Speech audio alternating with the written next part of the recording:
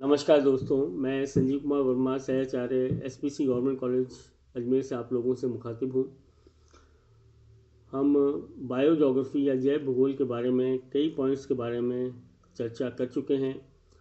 हमारा जो पॉइंट अभी चल रहा है बायोम्स के बारे में है या जीवोम के बारे में है। जीवोम्स में हमने कल ट्रॉपिकल रेन फॉरेस्ट के बारे में पढ़ा। आज हम उष्णकटिबंधीय पर्णपाती वन या ट्रॉपिकल डेसिडियस फॉरेस्ट के बारे में चर्चा करेंगे। इन्हें उष्णकटिबंधीय मानसूनी वन या उष्णकटिबंधीय मौसमी वन भी कहते हैं। स्थिति और विस्तार।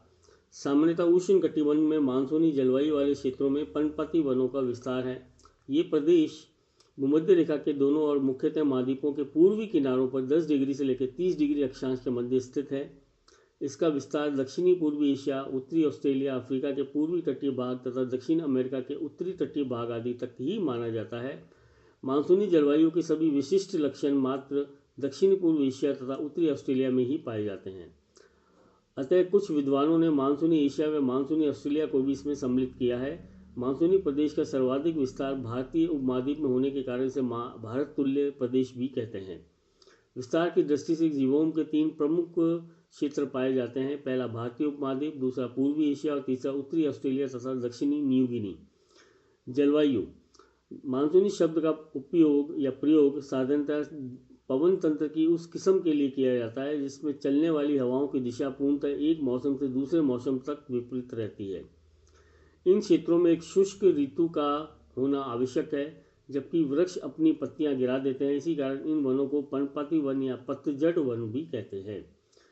वर्षा मुख्यतः ग्रीष्मकाल में मानसूनी हवाओं से होती है।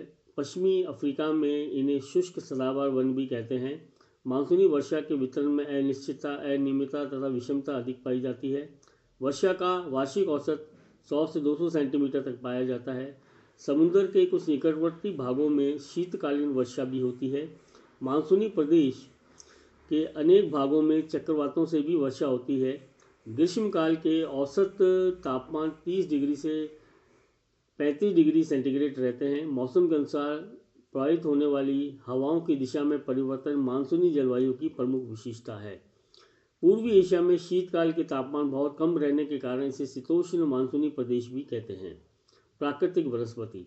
पर्याप्त वर्षा तथा तापमान के कारण इस जीवों में वनस्पति की प्रचुरता पाई जाती है, किंतु उष्ण कटिबंधीय वर्षा वनों की तुलना में ये कम है। पादप जातियां सघनता व ऊंचाई भी अपेक्षाकृत कम है। वर्षा की मात्रा में अंतर का प्रभाव विभिन्न स्थलों पर वनस्पति की भिन्नता के रूप में दिखाई देता है। भारत के पश्चिमी घाट, श्रीलंका के पूर्वी द्वीप समूह में वर्षा का औसत अधिक होने के कारण अपेक्षाकृत कम सघन सदाबहार वन पाए जाते हैं। 100 से 200 सेंटीमीटर वर्षा वाले भागों में वास्तविक मानसूनी जलवायु के द्योतक चौड़ी पत्ती वाले पतझड़ वन पाए जाते हैं। यहाँ वृक्षों की ऊंचाई सामान्यतः 12 से 30 मीटर के मध्य होती है। वृक्षों के तने बहुत मोटे होते हैं। इन पर लताओं तथा अधिपादपों की संख्या सदाबहार वनों की तुलना में बहुत कम होती है। सूर्य प्रकाश आसानी से धरातल तक पहुंचने के कारण भूपृष्ठ पर झाड़ियाँ, घास व छोटे पादप पर्याप्त मात्रा में होते हैं। साल, सागौन, शीशम, आम, बांस, ताड़, नीम, पीपल, बरगद, जामुन, चंदन आदि वृक्ष बहुतायत से मिलते हैं। पूर्वी एशिया में कोनदारी एवं चौड़ी पत्ती वाले मिश्रित वन मिलते हैं। तटवर्ती एवं डेल्टाई भागों में मैंग्रोव वन पाए जाते हैं, जिनमें सुंदर वन उल्लेखनीय है। मानसूनी ऑस्ट्रेलिया में यूकेलिप्टस की 150 से अधिक जातियां मिलती हैं। इस बायोम के 50 से 100 सेंटीमीटर वर्षा वाले भागों में बबूल, खैर, कीकर, इमली, नीम, खेजड़ी आदि वृक्ष तथा कंटीली झाड़ियाँ पाई जाती हैं। मानसूनी पर्णपाती वन वायोम में जनसंख्या दबाव तथा कृषि भूमि के विस्तार के कारण वनों का बड़ा क्षेत्र साफ कर दिया गया है। उत्तम इमारती लकड़ी तथा सुगमता के कारण इनका दोहन अधिक हुआ है। शुष्क मौसम में दावानगनी भी वन विनाश का कारण बनते हैं। जंतु जगत। सदाबहार वनों की तुलना में पादपों की कम सघनता, कम स्तरीकरण तथा कम विविधता के कारण मानसूनी पर्णपाती वन जीवों में प्राणियों की जातियां भी कम विकसित हुई हैं। वनस्पति आवरण में मौसमी परिवर्तन तथा शुष्क पतझड़ मौसम में आहार की कमी के कारण प्राणियों के प्रजनन में मौसमी प्रवृत्ति तथा मौसमी प्रभाव अधिक पाया जाता है। मानसूनी एशिया के सघन वनों में बाघ, गैंडा, हाथी, तेंदुआ, सुअर, भेड़िया, बारहसिंगा, बंदर, नीलगाय, विभिन्न जाति के सर्प, पक्षी व कीट पाए जाते हैं। अफ्रीका की अपेक्षा या हाथियों की बड़ी संख्या में पालतू बनाया गया है।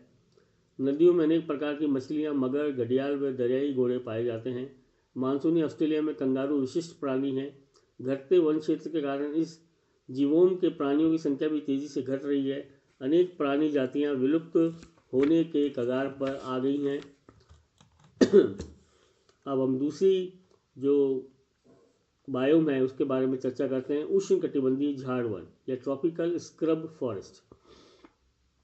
स्थिति एवं विस्तार। उष्णकटिबंधीय प्रदेश में जहाँ वर्षा का औसत बहुत कम है तथा तापमान ऊंचे रहते हैं, झाड़ वन या कांटेदार वन थॉर्नी फॉरेस्ट पाए जाते हैं। इनकी स्थिति भूमध्य रेखा के दोनों ओर है। इस जीवोम का विस्तार एशिया में भारत व पाकिस्तान के शुष्क पश्चिमी भाग, उत्तरी पूर्वी श्रीलंका, इरावदी बेसिन का शुष्क भाग व थाईलैंड के मध्यवर्ती पठार, ऑस्ट्रेलिया के आंतरिक भाग, दक्षिण अमेरिका में उत्तर पूर्वी ब्राज़ील तथा अफ्रीका के दक्षिणी भाग में है।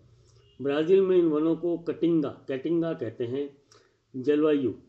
उष्ण कटिबंधीय मानसूनी वनों की तुलना में यह वर्षा बहुत कम होती है। वर्षा का औसत 50 सेंटीमीटर से भी कम है, किंतु अनिश्चितता व अनियमितता इसकी विशेषता है। ग्रीष्मकाल लंबा एवं शुष्क होता है। उच्च तापमान करीब 27 डिग्री सेंटीग्रेड से ऊपर रहते हैं। इस समय वाष्पीकरण की दर भी उच्च होती है। मानसूनी वर्षा की मात्रा में अत्यधिक विचलन पाया जाता है। प्राकृतिक वनस्पति। उक्त जलवायु दशाओं के कारण झाड़ तथा कंटीले वृक्ष ही इसकी प्रमुख वनस्पति है। ब्राज़ील के कटिंगा में कैक्टस, नागफनी, ब्राज़ीलियन बोटल ट्री, ब्रोमेलाइट, लाजवंती आदि प्रमुखता से मिलते हैं। यह वर्षा का औसत भी 100 सेंटीमीटर तक पाया जाता है। इन पादपों का तना इतना मोटा व गूदेदार होने के कारण जल संग्रहण में सक्षम होता है, जो कि दीर्घ शुष्क अवधि के लिए उनके लिए आवश्यक होता है। नमी वाले क्षेत्रों में कार्नोबा, बबासू तथा ओइटिका वृक्षों के विरल वन पाए जाते हैं। अफ्रीका के सोमालीलैंड में प्रमुखतः शुष्कोविद पादप मिलते हैं।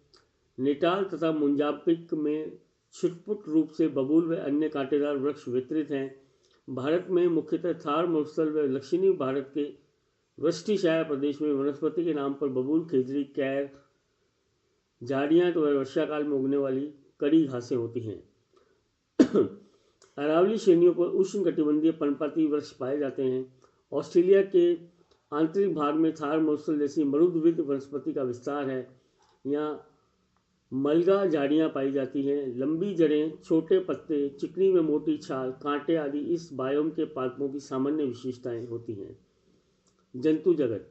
विरल वनस्पति, उच्च तापमान तथा जल की कमी जैसी कठोर दशाओं के कारण यह जीव जंतु विरल हैं। यहाँ ऐसे जीव पाए जाते हैं जो इन शुष्क दशाओं में स्वयं को समायोजित कर पाएं। यहाँ सामान्यतः कूदने वाले व दौड़ने वाले छोटे छोटे जंतु अधिक मिलते हैं। काला हिरन, खरहा, कैराकल, जंगली मुर्गा, लोमड़ी, भेड़िया, सियार, अनेक प्रकार की छिपकलियाँ, गैज़ल, रेगिस्तानी बिल्ली, शशक, चूहे, सर्प, सेहे आदि इस जीवों में पाए जाने वाले प्रमुख जीव हैं। दक्षिण अफ्रीका में शुतुरमुर्ग, ऑस्ट्रेलिया में कंगारू व थार में ऊँट विशिष्ट प्राणी हैं, जो कि यहाँ की प्रमुख विशेषता है। यहाँ कीड़े मकोड़ों की अनेक जातियाँ भी मिलती हैं। इस प्रकार हमने देखा कि किस प्रकार विभिन्न प्रकार के बायोम में जलवायु एक प्रमुख कारक के रूप में विद्यमान होती है। जलवायु और मौसमी अवस्थाओं के आधार पर ही बायोम्स को विभिन्न वर्गों में बांटा गया है और इसी आधार पर हम इसका स्थिति विस्तार, जलवायु, प्राकृतिक वनस्पति, जंतु जगत के बारे में अध्ययन कर रहे हैं। कल हम आगे के जो बायोम्स हैं या जीवोम हैं उनके बारे में आप लोगों से चर्चा करेंगे, जैसे कि ये विभिन्न जो बायोम हैं ये किस प्रकार मानव की परिस्थिति पर भी असर डालते हैं उसके बारे में पढ़ेंगे। और कल हम आगे के जो बायोम हैं उदाहरणार्थ उष्णकटिबंधीय घास भूमि व सवाना, पंपास, कैंपोज आदि के बारे में अगली कक्षाओं में चर्चा करेंगे। धन्यवाद।